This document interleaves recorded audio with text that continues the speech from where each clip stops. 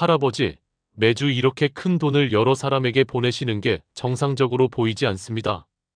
솔직하게 말씀해 주시지 않으면 앞으로 이 은행 출입은 물론이거니와 거래하시기 어려워질 수도 있습니다. 안녕하세요. 오늘도 제 채널을 찾아주셔서 감사합니다. 이야기 시작에 앞서 좋아요, 구독 꼭 부탁드려요. 그럼 오늘의 이야기 바로 시작하겠습니다. 한 노인이 오늘도 낡은 점퍼에 해진 운동화를 신고 은행 문을 밀었다. 11월에 찬바람이 옷깃 사이로 스며들었지만 그는 개의치 않았다. 그의 손에는 늘 그랬듯 낡은 가죽 가방이 들려 있었고 그 안에는 많은 서류 뭉치들이 들어 있었다. 어서 오세요. 창구 직원들은 한눈에 그를 알아보았다. 2주에 한두 번 어김없이 이 시간에 나타나 20만 원에서 30만 원 사이의 돈을 여러 계좌로 나누어 송금하는 노인. 처음에는 모두들 의아해했지만 이제는 그저 또 오셨구나 하는 정도였다. 그 노인의 이름은 서명기. 그는 창구에 앉아 오늘도 조금 떨리는 손으로 5장의 송금 전표를 작성하기 시작했다. 살짝 떨리는 손으로 글씨를 쓰는 것이 쉽지 않아 보였다. 하지만 그는 천천히 정성스럽게 각각의 계좌번호를 적어 내려갔다. 할아버지, 오늘은 5분께 보내시는 거예요? 성희의 창구 앞으로 온 명기에게 그녀가 활짝 웃으면서 물었다. 대학을 졸업하자마자 취업에 성공한 듯 앳돼 보이는 그녀는 항상 웃는 얼굴로 그 노인을 맞이했다. 그녀는 이 은행에 온 지 한 달 정도 되었는데 이 노인이 유독 신경 쓰였다.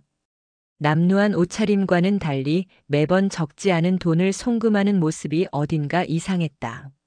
네. 명기는 짧게 대답하고 미소를 지었다. 그의 주름진 얼굴에 햇살 같은 미소가 번졌다. 혹시 이분들이 어떤 분들이신지 여쭤봐도 될까요? 요즘 보이스피싱이나 사기가 많아서요. 혹시 누가 할아버지를 속이는 건 아니신지. 그날따라 성희는 명기가 걱정이 되었는지 조심스레 이것저것 계속 물었다. 하지만 명기는 웃으며 고개만 저을 뿐 대답하지 않았다. 그냥 보내드려야 할 분들이에요. 하지만 할아버지, 이렇게 자주 여러 사람에게 돈을 보내시는 건 정상적이지 않아요. 혹시 누가 협박하는 건 아니세요? 서명기는 여전히 웃기만 했다. 그리고는 전표를 내밀었다. 걱정해 주셔서 고맙습니다만 괜찮아요. 그냥 처리해 주시면 됩니다. 성희는 불안했다. 지난 몇 주간 이 노인을 관찰한 결과 뭔가 석연치 않은 구석이 많았다. 남루한 옷차림으로 그는 매번 큰 금액을 나눠 송금했고 그 이유에 대해서는 절대 말하지 않았다.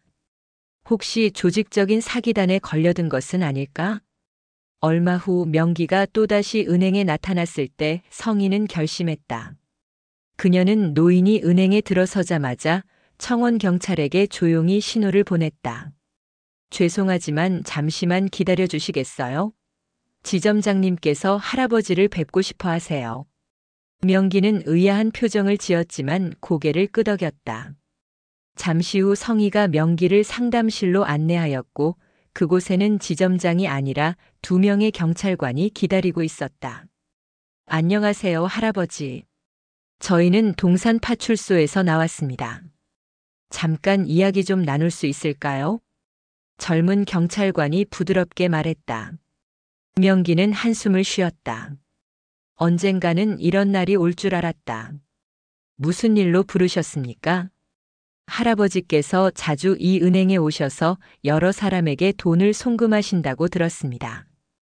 혹시 누가 할아버지를 협박하거나 사기를 치는 건 아닌지 확인하려고 합니다. 아닙니다. 제가 보내고 싶어서 보내는 겁니다. 하지만 할아버지, 매번 자주 이렇게 큰 돈을 여러 사람에게 보내시는 게 정상적으로 보이지 않습니다. 솔직하게 말씀해 주시지 않으면 앞으로 이 은행 출입은 물론이거니와 거래하시기 어려워질 수도 있습니다. 나이든 경찰관이 좀 더 단호하게 말했다. 명기는 천천히 고개를 끄덕였다. 그의 눈에 깊은 슬픔이 스쳐 지나갔다. 그래요, 이야기하죠. 어차피 언젠가는 누군가에게 말해야 했던 이야기니까요. 서명기는 천천히 입을 열었다. 저는 젊었을 때 사채업을 했었습니다. 그것도 아주 큰 규모로요. 사람들은 저를 그 업계의 큰손이라고 불렀습니다. 돈은 많이 벌었습니다. 정말 많이 벌었어요. 그의 목소리는 떨렸다. 하지만 저는 인색했습니다. 돈을 쓰는 것을 싫어했어요.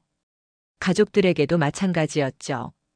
아내가 외식하자고 하면 집에서 먹으면 되지 않냐고 했고, 딸아이가 새 옷을 사달라고 하면 멀쩡한 옷이 있는데 왜 또 사냐고 했습니다. 경찰관들과 옆에 서 있던 성인은 조용히 노인의 이야기를 들었다. 15년 전이었습니다. 제 딸이 백화점 경품 추첨에서 운 좋게 하와이 여행권에 당첨됐어요. 5인 가족이 갈 수 있는 여행권이었죠. 딸은 신이 나서 온 가족이 함께 가자고 했습니다. 아내도 딸도 사위도 그리고 손주까지 모두 가자고 했어요. 명기는 잠시 말을 멈추고 눈을 감았다. 하지만 저는 거절했습니다. 여행권은 공짜지만 현지에서 쓸 돈이 아깝다면서요. 저 혼자만 안 가겠다고 했죠. 가족들은 실망했지만 결국 저를 제외한 4식구만 비행기를 탔습니다. 그의 목소리가 갈라지기 시작했다. 그게 제가 가족을 본 마지막이었습니다. 비행기가 태평양 상공에서 추락했어요. 생존자는 단 한 명도 없었습니다. 상담실에 침묵이 흘렀다. 성인은 손으로 입을 막았다. 저는 제 가족 전부를 잃었습니다. 아내도 딸도 사위도 손주도 모두. 차라리 그때 함께 갔어야 했어요. 명기의 눈에서 눈물이 흘러내렸다. 그날 이후 저는 술로 세월을 보냈습니다. 매일 술에 취해 가족들을 그리워했어요. 왜 그때 함께 가지 않았을까? 차라리 저도 함께 그 비행기에 탔다면 이런 고통을 겪지 않아도 됐을 텐데. 그는 주머니에서 낡은 손수건을 꺼내 눈물을 닦았다. 그렇게 3년을 보냈습니다. 그러던 어느 날 정신을 차리고 아내와 딸의 유품을 정리하기 시작했어요. 옷장 깊숙한 곳에서 많은 서류들과 통장들을 발견했습니다. 명기는 잠시 숨을 고르고 말을 이었다. 아내와 딸 그리고 사위의 통장이었는데 매달 고아원과 복지단체에 기부한 내역이 빼곡하게 적혀 있었어요. 많은 돈은 아니었습니다. 한 곳에 10만 원씩, 20만 원씩. 하지만 10년이 넘는 세월 동안 꾸준히 한 번도 거르지 않고 기부해 왔더군요. 저는 몰랐습니다. 제가 그렇게 돈에 인색하게 굴었는데 제 가족들은 몰래 어려운 사람들을 돕고 있었다는 것을. 특히 딸아이의 일기장을 발견했을 때 그 안에 이렇게 적혀 있더군요. 아빠는 돈을 아끼는 게 미덕이라고 하시지만 엄마가 말씀하시길 진짜 미덕은 아낀 돈으로 어려운 사람을 돕는 거래. 나도 엄마처럼 살고 싶어. 명기는 울음을 참지 못했다. 그때 깨달았습니다. 제가 얼마나 잘못 살아왔는지, 그리고 제가 정말 소중한 것들을 얼마나 무시하고 살았는지를. 그는 고개를 들어 경찰관들을 바라보았다. 그날 저는 결심했습니다. 제가 죽는 날까지, 아니 죽어서도 아내와 딸이 하던 일을 계속하겠다고. 그 애들이 돕던 사람들을 제가 대신 돕겠다고. 그래서 손주의 이름으로 재단을 만들었습니다. 선민재단이라고요. 재단이요? 성희가 놀라서 물었다. 네, 맞아요. 부모 없는 아이들, 홀로 사는 노인들, 장애인들을 돕는 재단입니다. 제가 사채업으로 번 돈, 그 더러운 돈을 깨끗하게 쓰기로 했습니다. 지난 12년 동안 70개가 넘는 고아원과 복지시설을 후원해 왔습니다. 명기는 주머니에서 명함 한 장을 꺼냈다. 여기 전화해서 확인해 보세요. 선민재단 이사장 서명기입니다. 경찰관이 명함을 받아들고 즉시 전화를 걸었다. 잠시 후 그의 표정이 놀라움으로 변했다. 정말 재단 이사장이 맞으시군요. 그런데 왜 이렇게 경찰관이 노인의 낡은 옷차림을 바라보며 말끝을 흐렸다. 명기는 쓸쓸하게 웃었다. 재단 운영도 하지만 저는 또 다른 일을 하고 있습니다. 5년 전부터 노숙인들과 함께 지내고 있어요. 쪽방촌에서 그들과 밥을 먹고 이야기를 나누고 함께 살아가고 있습니다. 노숙인들과요? 네, 그렇습니다. 처음에는 속죄의 의미였습니다. 제가 사채업을 하면서 얼마나 많은 사람들을 거리로 내몰았겠습니까? 그 죄책감에 시작했던 일인데 그들과 함께 지내다 보니 많은 것을 배웠습니다. 서명기의 눈빛이 따뜻해졌다. 그들도 우리와 똑같은 사람이에요. 다만 인생의 어느 순간에 잘못된 선택을 했거나 운이 나빴거나 아니면 견딜 수 없는 아픔을 겪었을 뿐이죠. 그들 중에는 자식이 있는 사람도 많습니다. 하지만 자식들에게 짐이 되기 싫어서 혹은 너무 부끄러워서 연락도 못하고 지내는 사람들이요. 그는 깊은 한숨을 쉬었다. 저와 가장 친하게 지내던 노숙인이 있었어요. 김철수라는 사람이었는데 매일 저녁 작은 사진 한 장을 꺼내 보곤 했습니다. 초등학교 입학식 날 찍은 딸의 사진이었어요. 명기의 목소리가 떨렸다. 그 사람은 동업자의 배신으로 사업도 실패하고 사람도 잃었지. 빚에 쫓기다가 결국 아내와 이혼했고 그와 동시에 아내는 사라져 버렸다더군요. 어린 딸을 남몰래 보육원에 보낼 수밖에 없었다고 하더라고요. 본인과 함께 있으면 평생 빚쟁이들한테 시달릴 수밖에 없으니까요. 그날 이후 한 번도 딸을 만나지 못했대요. 너무 부끄럽고 미안해서. 매일 밤 그 사람은 딸의 사진을 보며 울었습니다. 성희야, 미안하다. 아빠가 못나서 미안하다. 네가 얼마나 외로웠을까. 얼마나 무섭고 슬펐을까. 그렇게 매일 밤 딸의 이름을 부르며 우는 그 모습을 보면서 저는 견딜 수가 없었습니다. 성희의 얼굴이 창백해졌다. 그녀의 손이 떨리기 시작했다. 그래서 그 사람한테 물었습니다. 딸은 지금 어느 보육원에 있냐고. 그분은 사랑이 보육원이라는 곳이라고 했어요. 그날 밤 저는 즉시 재단을 통해 그 보육원을 후원하기 시작했습니다. 그리고 그곳에 있는 아이들, 특히 김성희라는 이름의 아이가 부족함 없이 자랄 수 있도록, 대학까지 갈 수 있도록, 그리고 사회에 나가서도 자립할 수 있도록 모든 지원을 했습니다. 성희의 눈에서 눈물이 흘러내리기 시작했다. 그녀의 입술이 떨렸다. 하지만 그 사람한테는 말하지 않았습니다. 그리고 제가 함께 지내는 다른 사람들 중에서도 어린 자식이 있거나 형편이 어려운 자식이 있는 분들도 돕기 시작했어요. 2주에 한두 번 이 은행에 와서 그 사람들의 자식들 계좌로 조금씩 돈을 보내주는 일을요. 명기가 미소를 띠며 말을 이어갔습니다. 물론 아무도 모르게요. 제 지인을 통해 그 자식들에게는 정부 보조금이라고 알려뒀습니다. 생활이 어려운 가정을 선정해서 지원하는 복지 혜택이라고요. 그래야 그 사람들의 자존심도 상하지 않고 자식들도 마음 편하게 받을 수 있으니까요. 10년이요? 10년 동안이나 이런 일을. 경찰관이 감탄하듯 중얼거렸다. 이렇게 직접 송금하기 시작한 건 5년 정도 됐어요. 처음에는 재단을 통해서만 후원했는데 얼굴을 아는 분들의 자식들은 제가 직접 챙기고 싶어서요. 명기가 고개를 들며 말을 이었다. 재단 일은 직원들이 잘 운영하고 있습니다. 저는 그저 거리에서 그분들과 함께 지내면서 그들의 이야기를 듣고 함께 웃고 때로는 함께 울면서 제가 할 수 있는 작은 도움을 주고 있을 뿐입니다. 바로 그때 성희가 주저앉으며 울음을 터뜨렸다. 할아버지. 그녀는 떨리는 목소리로 말했다. 할아버지, 제가 사랑보육원에서 자란 김철수 씨 딸 성희예요. 서명기는 천천히 고개를 들어 성희의 얼굴을 쳐다보았다. 믿을 수 없다는 표정의 그의 눈에서도 눈물이 흘렀다. 그랬구나. 네가 그 아이였어. 너무 잘 자라주었구나. 내 노력이 헛되지 않았어. 성희는 일어나 명기를 끌어안았다.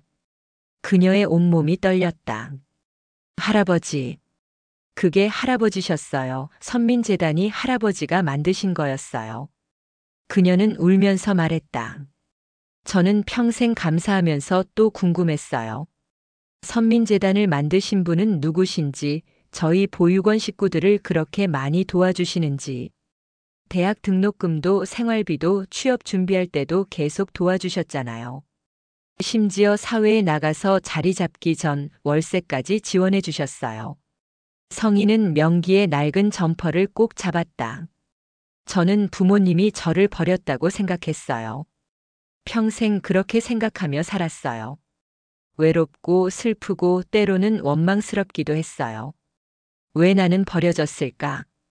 그녀는 흐느끼며 말을 이어갔습니다. 하지만 재단의 도움으로 저는 대학도 가고 좋은 직장도 얻었어요. 보육원 언니 오빠들도 동생들도 모두 재단 덕분에 잘 자랐어요. 저희는 그게 하늘이 준 기적이라고 생각했어요. 명기는 그녀의 떨리는 어깨를 다독였다. 기적이 아니야. 내 아버지의 사랑이었어. 성인은 고개를 들어 명기를 바라보았다. 제 아버지는 어디 계세요? 명기의 얼굴에 깊은 슬픔이 스쳤다. 성희야, 네 아버지는. 명기가 잠시 숨을 고르고 말을 이었다. 네 아버지는 3년 전에 갑자기 세상을 떠났어. 아. 짧은 탄식과 함께 성인은 다시 주저앉았다. 그녀의 입에서 비명 같은 울음이 터져 나왔다. 마지막까지 네 이름을 부르면서 갔단다. 매일 밤 네 사진을 보면서 성희야 미안하다. 아빠가 못나서 미안하다라고 했어. 죽기 전날 밤에도. 내 딸은 잘 살고 있겠지. 행복하게 살고 있겠지라고 했단다. 명기는 주머니에서 낡은 사진 한 장을 꺼냈다. 초등학교 입학식 날 찍은 어린 성희의 사진이었다. 이걸 내가 가지고 있었어. 네 아버지가 그렇게 가고 난 후에 내가 간직했지. 언젠가 내게 전해줄 날이 올 거라고 생각하면서. 성희는 떨리는 손으로 사진을 받았다. 그 속에 어린 자신은 활짝 웃고 있었다. 아버지의 손을 꼭 잡고.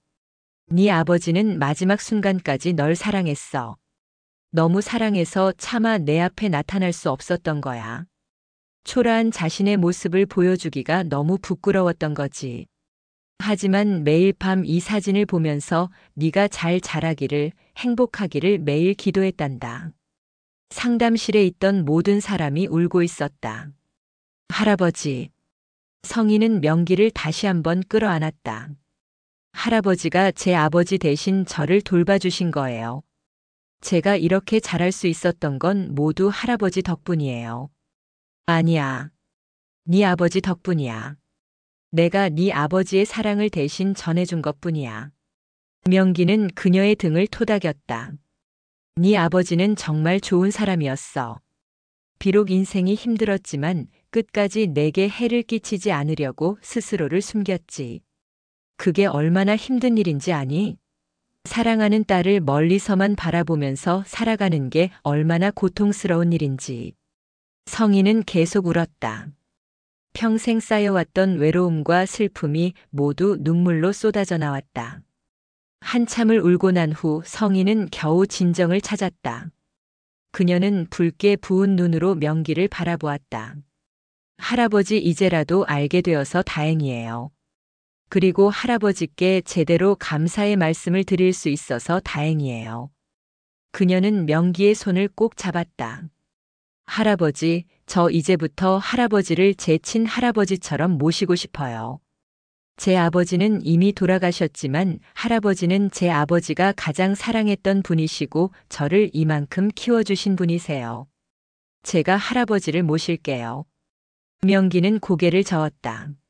아니야, 성희야. 나는 괜찮아. 늙은 내가 앞길이 창창한 너한테 폐를 끼치고 싶지 않구나. 아니에요. 할아버지는 이렇게 자신보다는 어려운 분들과 지내시면서 다른 사람들만 도우시잖아요. 이제는 할아버지가 편안하게 지내시는 거 보고 싶어요.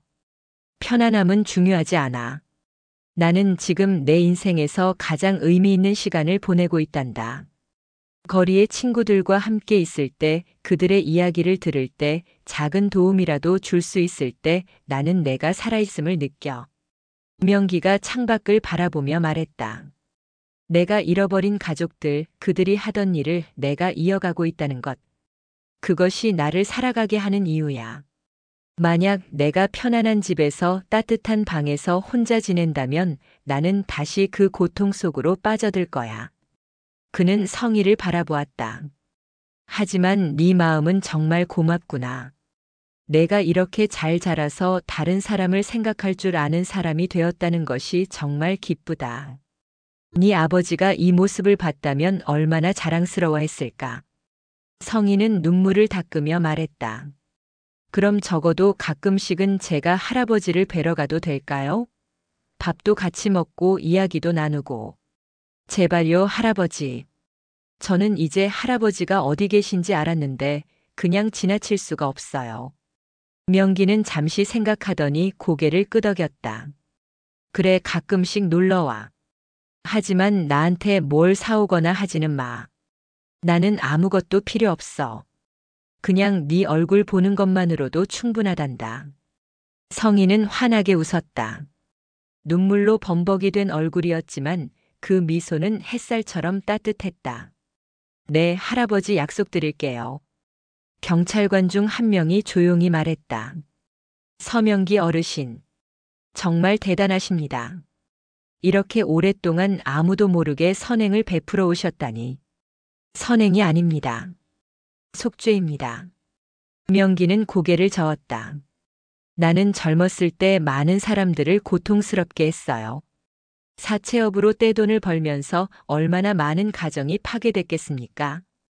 김철수 씨처럼 거리로 내몰린 사람들이 얼마나 많겠어요. 나는 그저 그 빚을 갚고 있는 겁니다. 하지만 어르신께서 지금 하시는 일은 분명 선행입니다. 과거는 과거이고 지금 어르신은 정말 많은 사람들에게 희망을 주고 계십니다. 그 경찰관이 진심 어린 목소리로 말했다. 명기는 쓸쓸하게 미소 지었다. 고맙습니다. 하지만 저는 제가 한 일이 충분하다고 생각하지 않습니다. 아직도 거리에는 수많은 사람들이 있고 수많은 아이들이 부모 없이 자라고 있으니까요. 내가 할 수 있는 일은 큰일이 아닙니다. 그래도 어르신은 하고 계시잖아요. 많은 사람들이 아무것도 하지 않을 때 어르신은 직접 거리로 나가서 함께하고 계십니다. 성희가 명기의 손을 꼭 잡으며 말했다. 할아버지, 저도 할아버지를 돕고 싶어요. 재단 일이든 할아버지가 거리에서 하시는 일이든 제가 할 수 있는 일이 있으면 뭐든지 하고 싶어요. 성희야, 저는 할아버지 덕분에 여기까지 왔어요. 이제는 제가 다른 사람들을 도울 차례예요.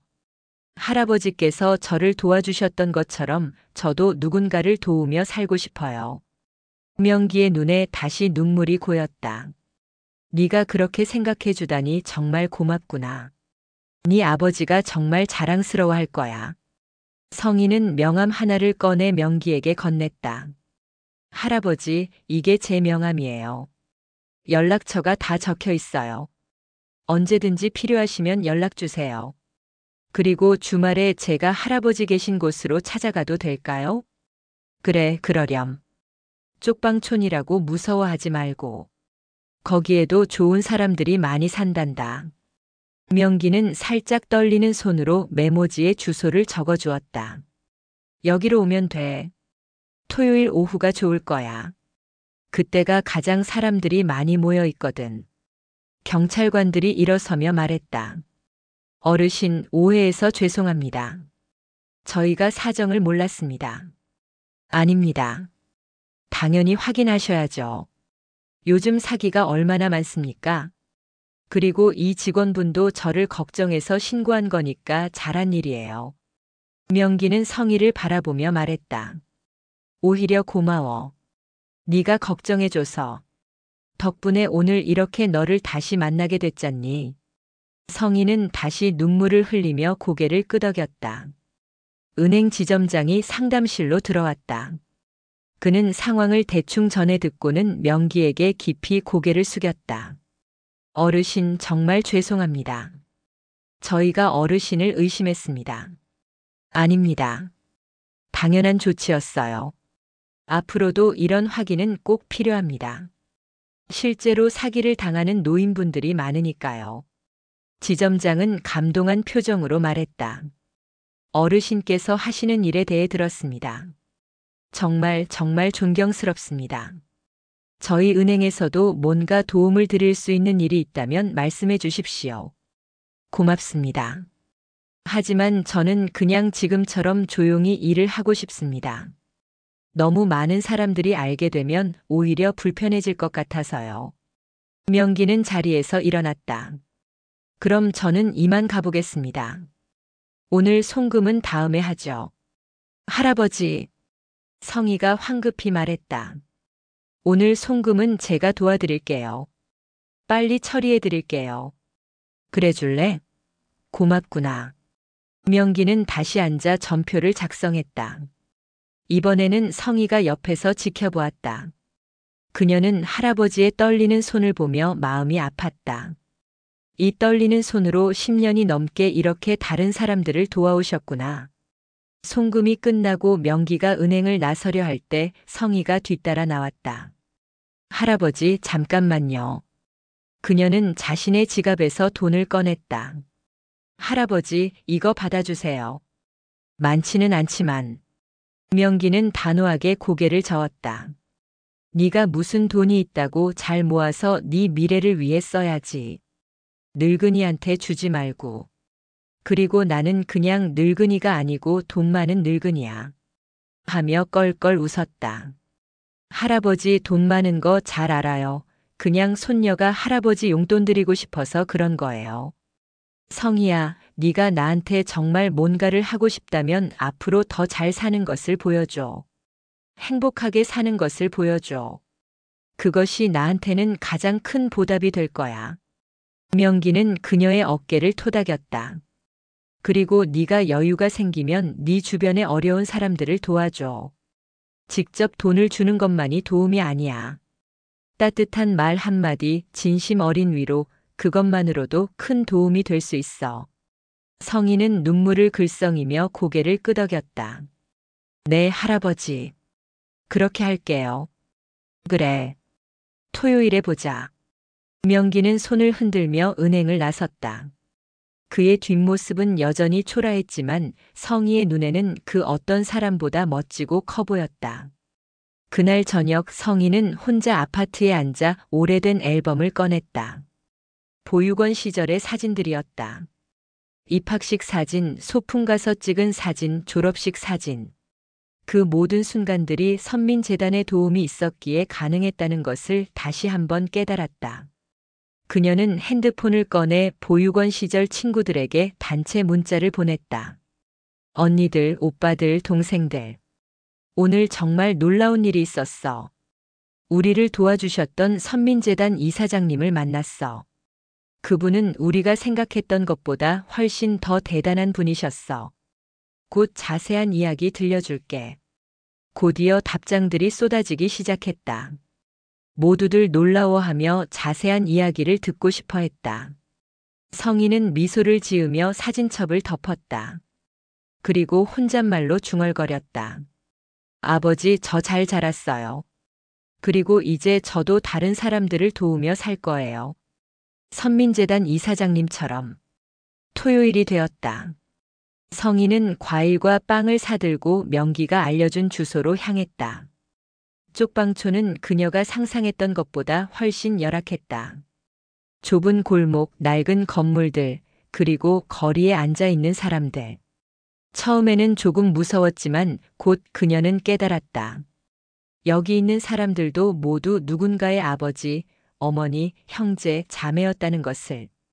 명기가 머무는 쪽방을 찾았을 때 그는 몇 명의 노숙인들과 함께 앉아 이야기를 나누고 있었다. 할아버지. 성희가 밝게 인사했다. 성희야. 왔구나. 어서 와. 명기는 반갑게 그녀를 맞이했다. 그리고 옆에 있던 사람들에게 소개했다. 여러분, 제 친구 딸입니다. 김철수 씨 기억하시죠? 그 사람 딸이에요. 아, 철수 씨의 따님이요? 어머, 매일 사진 보여주시던 그 아이. 한 노숙인이 놀라며 말했다. 네, 맞아요. 아버지와 친하게 지내셨다고 들었습니다. 성희가 꾸벅 인사를 했다. 아이고, 철수 씨가 이 모습을 보셨으면 얼마나 좋아했을까. 이렇게 예쁘고 씩씩하게 자라서. 노숙인은 눈시울을 붉혔다. 성희는 그날 오후를 쪽방촌에서 보냈다. 명기와 함께 지내는 사람들과 이야기를 나누고 그들의 삶에 대해 들었다. 각자가 모두 사연이 있었다. 사업 실패, 가정 파탄, 질병, 사고. 그들도 한때는 평범한 삶을 살았던 사람들이었다. 성혜 씨, 우리를 무섭게 보지 않아줘서 고마워요. 한 노숙인이 말했다. 대부분의 사람들은 우리를 보면 피하거든요. 마치 우리가 범죄자라도 되는 것처럼. 아니에요. 저도 한때는 아무것도 없는 고아였어요. 만약 선민재단의 도움이 없었다면 저도 어떻게 됐을지 모르죠. 성희의 말에 사람들은 놀랐다. 선민재단이요? 그런 좋은 일 하는 재단이 있어요? 네, 맞아요. 할아버지께서. 명기가 급히 성희를 향해 고개를 저었다. 아, 아무튼 그래서 제가 여기까지 올 수 있었어요. 그나저나 다들 아프신 데는 없으세요? 명기의 의도를 알아차리고 성희가 급히 말을 돌렸다. 그날 저녁 성희는 명기와 단둘이 산책을 했다. 할아버지, 정말 대단하세요. 여기 계신 분들이 모두 할아버지를 좋아하시더라고요. 나는 그저 친구들과 함께 서로 의지하며 살아가고 있어. 할아버지는 언제까지 이렇게 사실 건가요? 성희가 조심스럽게 물었다. 내가 죽는 날까지. 아니, 내가 죽어도 선민재단은 계속될 거야. 내 모든 재산을 재단에 기부하기로 유언을 해뒀거든. 그러니 내가 없어져도 이 일은 계속될 거야. 할아버지. 성희야, 나는 이제 편해. 오랫동안 나를 짓눌렀던 죄책감과 후회가 조금씩 가벼워지고 있어. 물론 내가 잃은 가족들은 결코 돌아오지 않아. 하지만 이렇게 다른 사람들을 도우면서 나는 내 가족들이 원했던 삶을 살다 가면 조금은 떳떳하게 가족들을 만날 수 있을 것 같구나. 명기는 하늘을 올려다보았다. 아내가, 딸이, 사위가 그리고 손주가 하늘에서 나를 보고 있을 거야. 그래, 아빠, 할아버지, 잘하신 일이에요 라고 말해주고 있을 거야. 성희는 그런 명기의 손을 꼭 잡았다. 할아버지, 제 아버지도 분명 하늘에서 할아버지를 보고 계실 거예요. 그리고 저를 이렇게 키워주셔서 감사하다고 말씀하시고 계실 거예요. 그랬으면 좋겠구나. 두 사람은 한동안 말없이 걸었다. 석양이 쪽방촌을 물들이고 있었다. 할아버지, 앞으로 제가 자주 찾아와도 될까요? 그리고 제가 할 수 있는 일이 있으면 도와드리고 싶어요. 그래, 언제든 환영이야.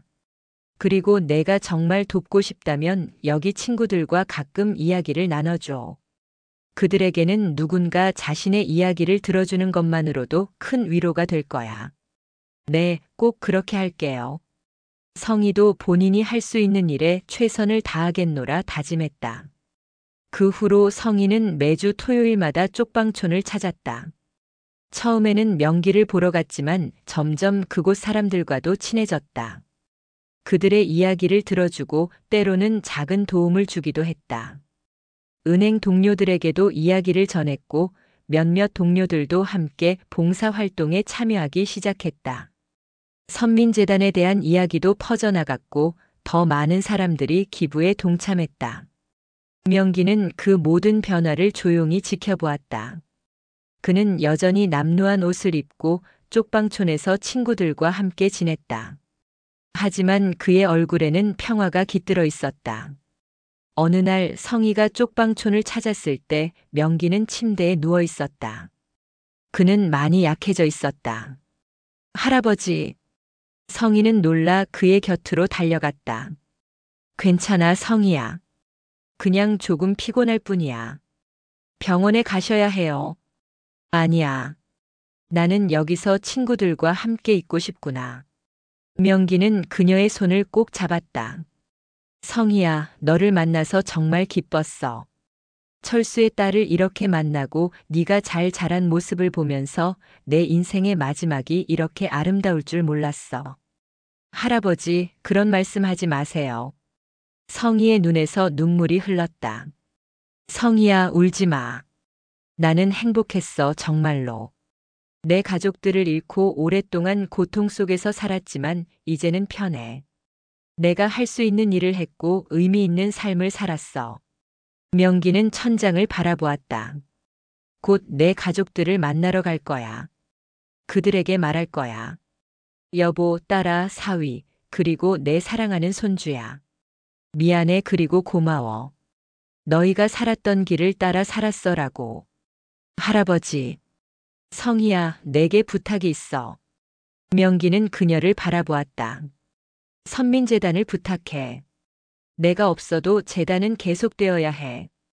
아직도 도움이 필요한 사람들이 너무 많으니까. 네, 할아버지 약속드릴게요. 제가 할아버지의 뜻을 이어가겠습니다. 명기는 미소를 지었다. 고맙구나. 정말 고마워. 그는 눈을 감았다. 그리고 조용히 숨을 거두었다. 마치 편안하게 잠드는 것처럼. 성희는 그의 손을 놓지 않았다. 갑자기 가족을 잃고 너무도 고통스러웠던 삶을 베품으로 극복하려 노력하시며 힘든 세월을 보내고 이제서야 영원한 안식을 찾아 떠나신 할아버지가 너무나 안쓰러워 눈물이 멈추질 않았다. 장례식에는 많은 사람들이 찾아왔다. 쪽방촌의 친구들, 선민재단의 직원들, 그리고 재단의 도움을 받았던 수많은 사람들. 아이들도 대학생들도 이제는 사회인이 된 청년들까지 정말 많은 사람들이 그가 떠나는 길을 배웅해 주었다. 모두들 명기를 기억했다. 그가 베풀었던 사랑을, 그가 보여주었던 헌신을. 성희는 장례식에서 조사를 읽었다. 서명기 이사장님은 제게 아버지였습니다. 제 친아버지를 대신해 저를 키워주셨고 사랑해주셨습니다.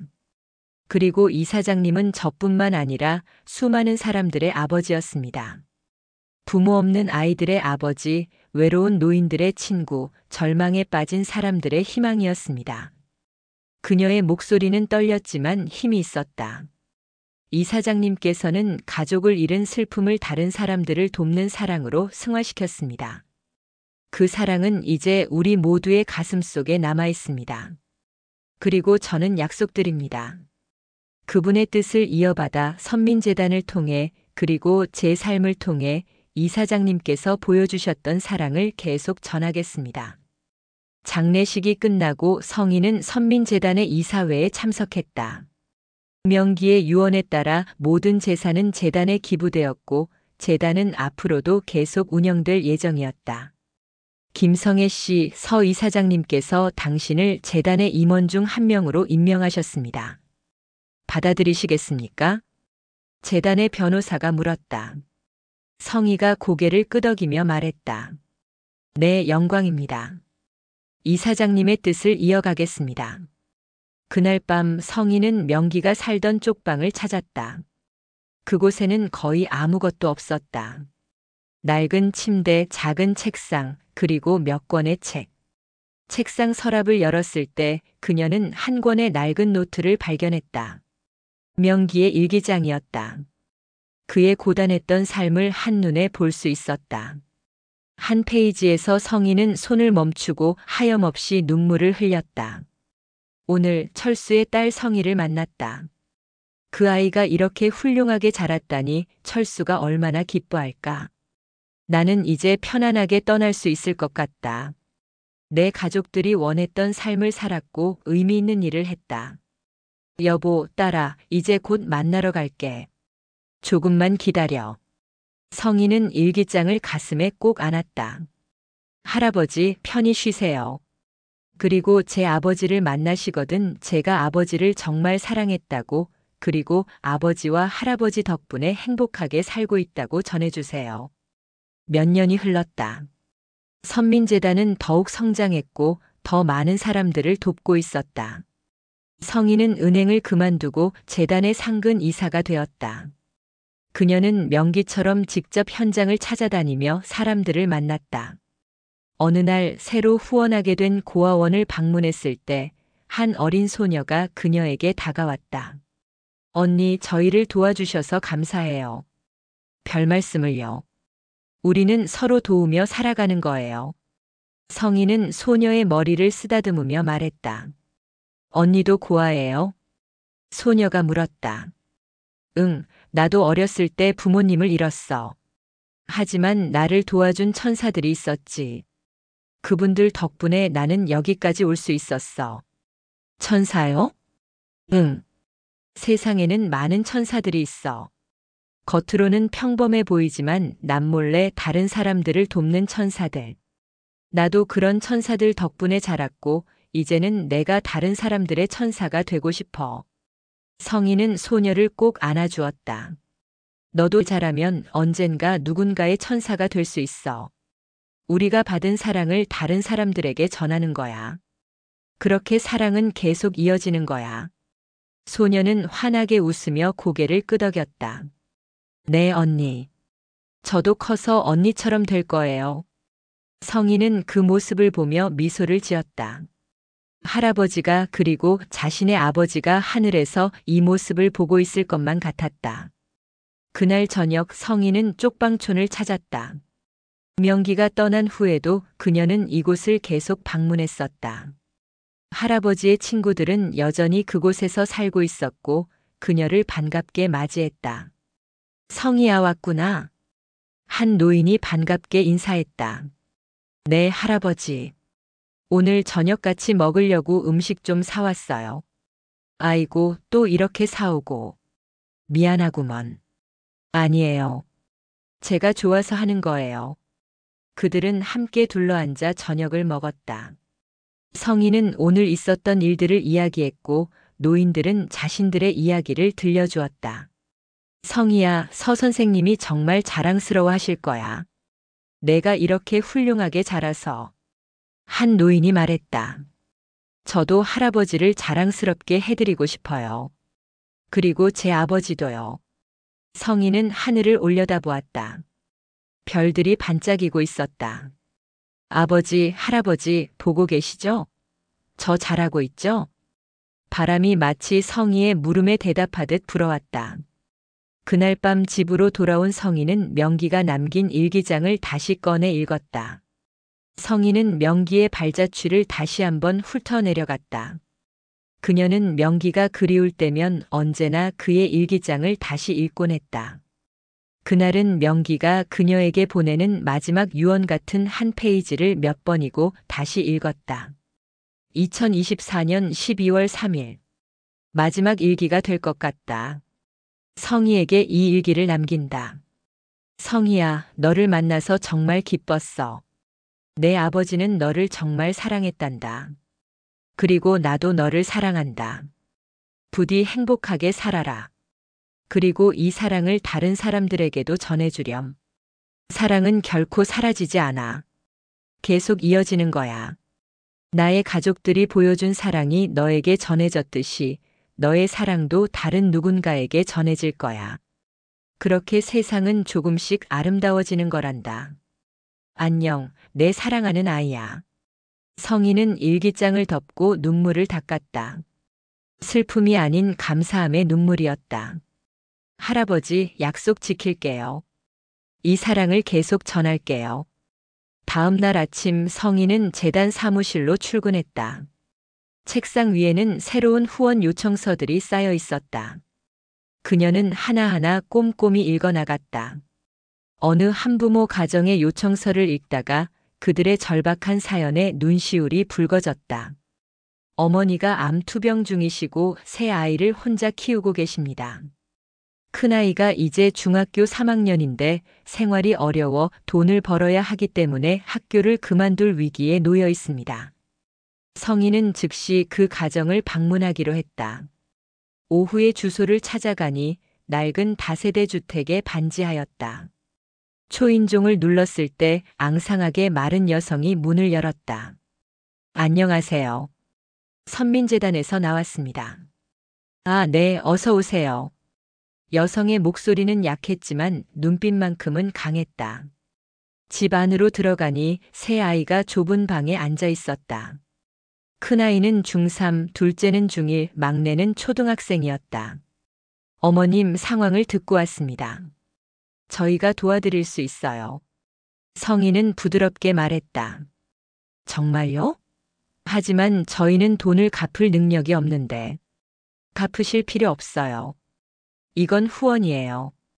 대신 성인은 큰아이를 바라보았다. 나중에 네가 어른이 되고 여유가 생기면 그때 다른 어려운 사람을 도와줘. 네가 받은 도움을 다른 사람에게 전하는 거야. 그게 우리가 바라는 유일한 거야. 큰아이는 눈물을 글썽이며 고개를 끄덕였다. 네, 꼭 그렇게 하겠습니다.